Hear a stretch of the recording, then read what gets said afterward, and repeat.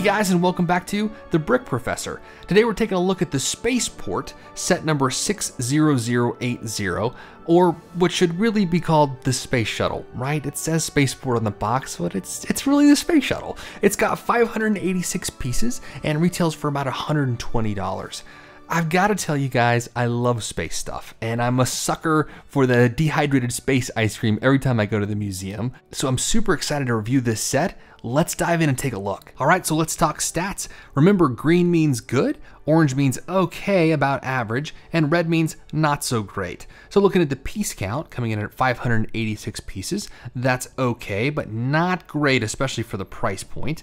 Minifigures comes with 5, again, not fantastic, especially with sets over $100. Priced at $120 for this set, and the value is abysmal, coming in at a whopping 20 cents per piece. This is one of the most expensive sets per piece that we've looked at so far, and the reason for that is there's not a lot of buildable pieces that come with this set. Instead, it's a lot of large molded elements, like these huge rounded wall element pieces for the rocket boosters, and that really sends the price per piece count kind of out of whack. So let's start with the minifigures because they're fun. We've got 5 minifigures in this set. We have a group of 3 ground crew on the left and then 2 astronauts on the right. Starting with the ground crew, we've got 2 servicemen. Those are the guys that have the blue pants and the orange vests. Looks like their uniforms are the same. They do have different face printing there, 2 different faces, and they're both wearing hard hats.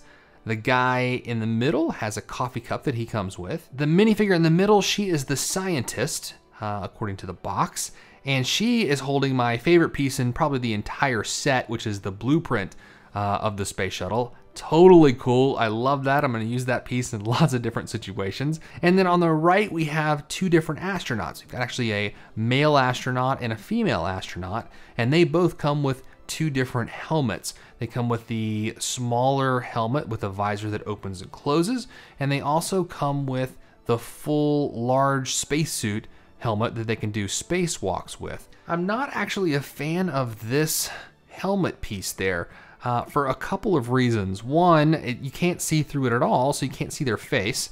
And I know they need those shields when they're up there so that they are not blinded by the rays from the sun. But I wish you could kind of at least see through it a little bit to see their face, or you could remove it easier, because right now you can't slide it up or down, and you can take it off, but it's actually kind of difficult to take off. So I don't love the design of that piece. And if you take off the helmets, you see the face of the male astronaut on the left and the female astronaut there on the right. Looking at the back of the minifigures, none of the minifigures have an alternate face. When mounted on the rolling launch pad, the Space Shuttle measures at about 13 inches, so just over a foot. And if you're curious about scale, here it is next to one of the LEGO modular buildings. It's just slightly taller than that building, so definitely not to human scale. The Space Shuttle would be much larger, but that gives you kind of an idea of how it would fit with the rest of your LEGO sets. The ground crew includes a couple of main elements. The first is a countdown display. It's about, let's see, 6-7 pieces total, so not a real complicated build. But the idea is that you can fold down each number as you count down to 0. Those are 3 sticker pieces, so you got to fix those to the front of that. I like that build. It's real simple, but adds a nice lot of detail. And then we've also got a radio tower or antenna. The service vehicle is just a small little cart that you can drive out to the shuttle. It has spots for 3 people to sit. You can have the driver there in the front. He's actually holding his coffee mug there and has a little steering wheel. And then 2 spots for each astronaut on the side. And the back has kind of a cool configuration. You can either mount the spacewalk helmets like this, or you can take those off and mount the smaller helmets as well. So if you want to put these larger helmets in the Space Shuttle, like I do, and just have them ride out in these smaller helmets, you can do that as well. Now taking a look at the mobile launch pad, this build is all in blue. It has 8 wheels. Comes with a driver's compartment there in the front with a steering wheel, a couple of lights, and then a couple of warning lights on top. As you make your way around to the side with some little compartments, those are sticker pieces. And in the middle is most of the area that you use to support the main Space Shuttle and the solid rocket boosters. They sit here right on this section here in the middle and kind of pop into those stud pieces there, and then they kind of rest up against this side compartment, so you have something to line it up to it as you set the space shuttle inside.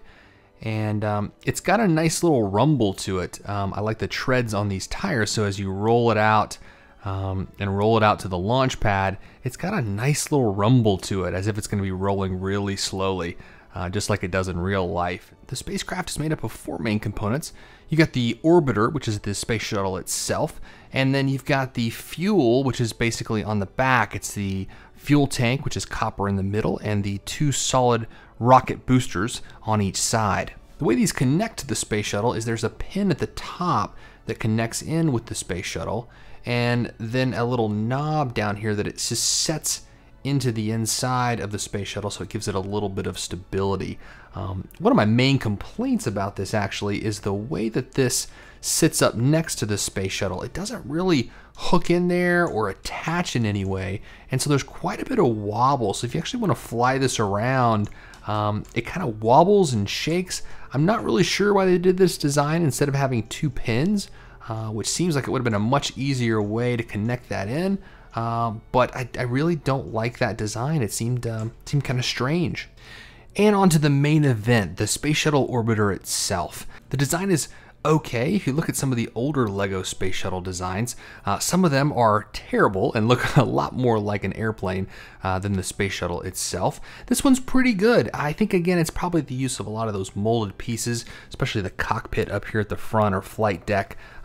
All this is one big, large molded piece, and I think that although it is a molded piece, it does give it a really nice slope and a nice shape that looks very accurate. As you get around towards the back and you get to some of the engine areas, I like this with the 5 different engines there, and I really like the fact that on the side here you can pop these open and you can open up the engine there, and you can have a guy working on them and kind of working on the engines in there. The cockpit or flight deck is one large mold piece with a couple of 1x2s there on the edge, and the cockpit is pretty minimal. There is one control panel here, and that's about it. In fact, there's not even any chairs. If you open up the cargo bay, you'll notice they really kind of sit on the floor there, so pretty minimal design for the interior. The cargo bay's got 2 simple elements to it. It's got the loading arm here in yellow, and this folds and moves, and then it's got a satellite here in the middle that unfolds so that you can launch that satellite as you get up to space. I like how the loading arm has fixed hinges so you can set it in different positions and have these scenes that appear weightless. All right, so let's talk about the top 3 things about this set. Coming at number 1 is the fuel tank and solid rocket boosters. I love the color of the fuel tank. I think it's right on the money there. The design is nice. I like the pieces that they used. And of course, it is a lot of molded pieces, but I think they did a really good job with that. And I'm glad they included it as part of this set. It gives a lot of realism to this model overall. Number 2, the accurate design. This is approximately the 7th space shuttle that LEGO's released.